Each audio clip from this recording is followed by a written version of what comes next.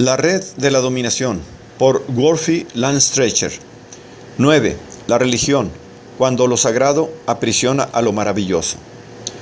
Es probable que los seres humanos, siempre que hayan tenido encuentros con el mundo a su alrededor y hayan echado a volar su imaginación, han despertado una creciente sensación de asombro, una experiencia con lo maravilloso. Hacer el amor con el océano, devorar el hielo, una luna con sabor a menta, saltar hacia las estrellas en una loca y deliciosa danza. Tales son las perversas imaginaciones que hacen ver tan aburridas a las concepciones mecanicistas del mundo. Pero, en esta era, tristemente, el brillo del industrialismo, con su superficial lógica mecanicista, que provienen desde la visión del mundo de los contadores del capital, ha dañado muchas mentes, quitando la razón de la pasión y la pasión de la capacidad de crear sus propias razones y encontrar sus propios significados en la experiencia y la creación de lo maravilloso. Así, muchos van a lo sagrado en busca de las sensaciones de placer y de maravilla, olvidando que lo sagrado por sí mismo es la prisión de lo maravilloso. La historia de la religión, en realidad, es la historia de la propiedad y del Estado. Todas estas instituciones están fundadas en expropiaciones que juntas componen la alienación social, la alienación de los individuos de su capacidad de crear sus vidas a su propia manera. La propiedad expropia el acceso a los individuos a la abundancia material del mundo, poniéndola en las manos de unos cuantos que le ponen rejas y le colocan un precio. El Estado les expropia a los individuos la capacidad para vivir sus vidas y sus relaciones a su propia manera, dejando éstas en manos de unos pocos en forma de poder controlar la vida de los demás, transformando su actividad en fuerza de trabajo necesaria para reproducir el orden social. De la misma forma, la religión y sus actuales paralelos, la ideología y la psiquiatría, es la institución que expropia la capacidad de los individuos para interpretar sus interacciones con el mundo, tanto alrededor como al interior suyo, poniéndolas en mano de unos cuantos especialistas, los que crean interpretaciones que sirven a los intereses del poder. El proceso por el cual estas expropiaciones son llevadas a cabo no está realmente separado, más bien completamente interconectado.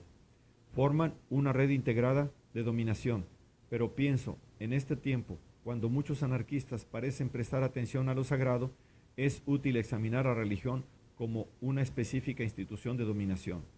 Sí, actualmente, al menos en las democracias de tipo occidental, la conexión entre la religión y el Estado parece ser relativamente tenue, residiendo en los arrebatos dogmáticos de un Ashcroft o la bendición ocasional del Papa.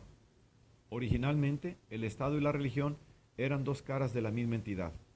Cuando los amos no eran dioses o los mismos altos sacerdotes, estos aún estuvieron ordenados por un Dios por medio del alto sacerdote, especialmente consagrado para representar a Dios en la tierra, así como para gobernar en su nombre.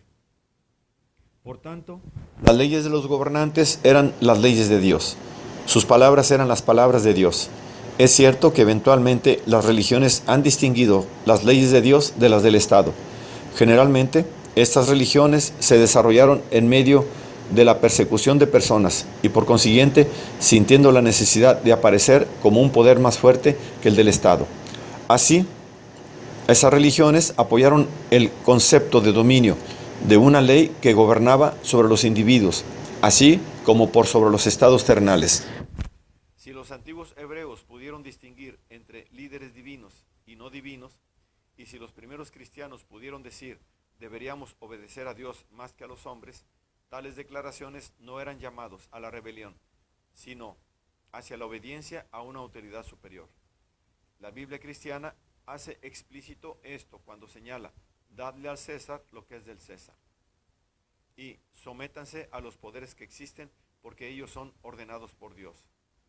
Si algunos extractos de las escrituras judio-cristianas pudieran inspirar la revuelta, es poco probable que sea la revuelta de los individuos en contra de todo lo que les roba la vida. Más bien sería una revuelta contra un determinado Estado, con el objetivo de reemplazarlo por un Estado basado en las leyes de Dios. Pero la religión es mucho más que la sola tradición judeocristiana. Es por eso necesario el examinar el concepto de sagrado. Por sí solo, la idea que parece estar en el corazón de la religión. En estos días frecuentemente oigo a la gente lamentarse de la pérdida de lo sagrado y no puedo dejar de reír.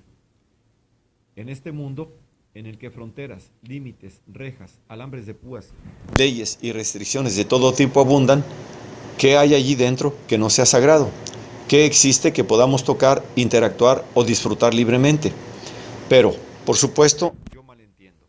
La gente está lamentándose hoy la pérdida de lo maravilloso, del placer, de ese sentimiento expansivo de consumirse y ser consumido por un vibrante universo viviente. Pero si esto lo lamentan, entonces, ¿por qué hablan de las pérdidas de lo sagrado? Si el concepto de sagrado por sí mismo es lo que separó la maravilla y el placer del mundo y lo puso en un lugar aparte. Lo sagrado, en realidad, nunca significó lo que es maravilloso, inspirador o alegre. Esta significó aquello que está consagrado.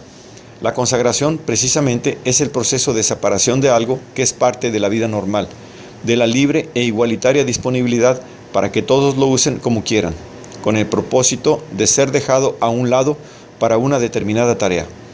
Este proceso comienza con el surgimiento de especialistas en la interpretación del significado de la realidad. Estos especialistas están consagrados por sí mismos, separados de las tareas de la vida normal y alimentados por los sacrificios y las ofrendas de aquellos para quienes interpretan la realidad. Por supuesto, la idea de que puede haber algunos con una conexión especial con el significado de la realidad implica que hay solo un significado que es universal y que por tanto necesita atención y capacidades especiales para ser entendido. Así, primero, como chamanes y más tarde como curas, estas personas sagradas expropiaron la capacidad de los individuos para crear sus propios significados. Los poéticos encuentros de uno con el mundo se vuelven insignificantes y los lugares, las cosas y los seres que son especiales para un individuo son reducidos a simples caprichos desprovistos de un significado social. Ellos son reemplazados por las instituciones, los lugares y las cosas sagradas determinadas por el sacerdote, el que entonces las mantiene alejadas de los profanos, mujeres y hombres solo presentados por medio de la apropiada mediación del ritual para garantizar que las mentes de los rebaños permanezcan nubladas, para que así no vean la actual banalidad de lo sagrado. Es precisamente la naturaleza de lo sagrado, como separación, lo que da nacimiento a los dioses.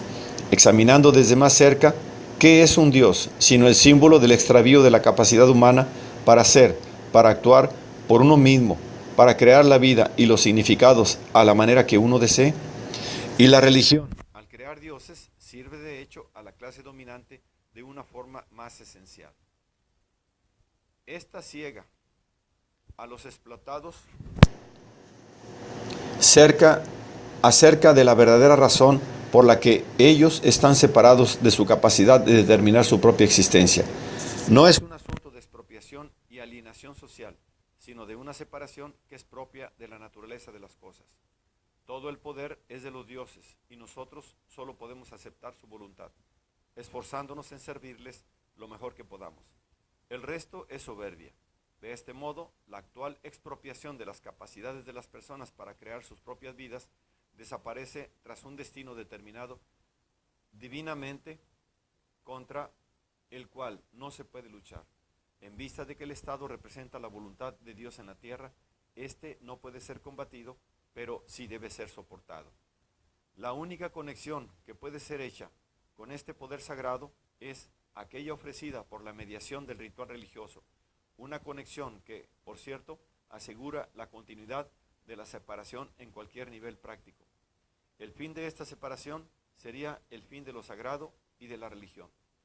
Una vez que reconocemos qué es la consagración, esto es, una separación, lo que define lo sagrado, se hace claro el por qué la autoridad, la propiedad y todas las instituciones de dominación son sagradas. Todas ellas son formas sociales de separación. La consagración de las capacidades y de la riqueza que una vez fueron accesibles para todos nosotros, para un uso especializado, al que las personas ahora no podemos tener acceso, excepto por medio de los rituales apropiados que mantienen esta separación. Entonces es completamente acertado hablar de la propiedad, en un sentido literal, como sagrado, y de las mercancías como fetiches. El capitalismo es fundamentalmente religioso. La historia de la religión occidental no ha sido de simple aceptación de lo sagrado y de Dios. En este punto no tengo suficientes conocimientos como para hablar de las religiones no occidentales. Durante toda la Edad Media y después existieron movimientos heréticos que fueron tan lejos hasta el punto de cuestionar la existencia misma de Dios y de lo sagrado, expresado en el lenguaje de su tiempo. Los hermanos del libre espíritu, los adamitas, los ranters y muchos otros negaron la separación que definió lo sagrado, reclamaron la divinidad a su manera y por tanto reapropiaron su voluntad y su capacidad para actuar en sus propios términos, para crear sus propias vidas. Esto obviamente los ubicó en contra de la sociedad alrededor de ellos, la sociedad del Estado, de la economía y de la religión. A medida que el capitalismo comenzó a aparecer en el mundo occidental y a expandirse por medio del imperialismo colonial, también surgió un movimiento de revuelta contra este proceso. Lejos de ser un movimiento que pretendía traer de vuelta un idílico pasado imaginario, esto llevó dentro de sí las semillas de la anarquía y el comunismo verdadero. Esta semilla revolucionaria fue desencadenada gracias a las interacciones de gente de varias culturas diferentes, quienes estaban siendo desposeídas de diferentes maneras. El pobre de Europa, cuyas tierras fueron enrejadas, podría yo decir consagradas, lo que extrañamente parece sinónimo de robadas, forzándolos hacia los caminos y los mares, africanos expulsados de sus tierras, separados de sus familias y culturas y forzados a la esclavitud. Y los pueblos indígenas, en las tierras que ya están colonizadas, se encuentran asimismo desposeídos y muchas veces asesinados.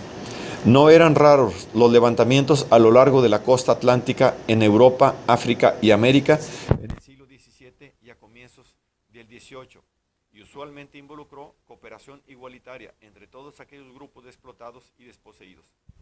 Pero, para mi mente, una de las principales debilidades de este movimiento de revuelta es que nunca pareció librarse a sí mismo de la visión religiosa del mundo. Mientras la clase capitalista expropiaba cada vez más aspectos del mundo y de las vidas de las manos de los individuos, reservándolos para sus propios intereses y haciéndoles accesibles solo por medio de la apropiada mediación de los rituales del trabajo asalariado y el intercambio de mercancías, los rebeldes, la mayor parte, no pudieron dar el paso final de rebelarse completamente contra lo sagrado.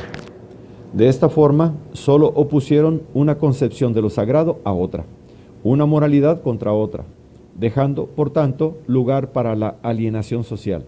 Esto es lo que hizo posible que la democracia y el capitalismo humanitario o el socialismo pudieran recuperar esta revuelta, en la que el pueblo, la sociedad o la raza humana juegan el rol de Dios. La religión, la propiedad, el Estado y todas las otras instituciones de dominación se sostienen sobre separaciones fundamentales que generan la alienación social. Como tales, ellas constituyen lo sagrado.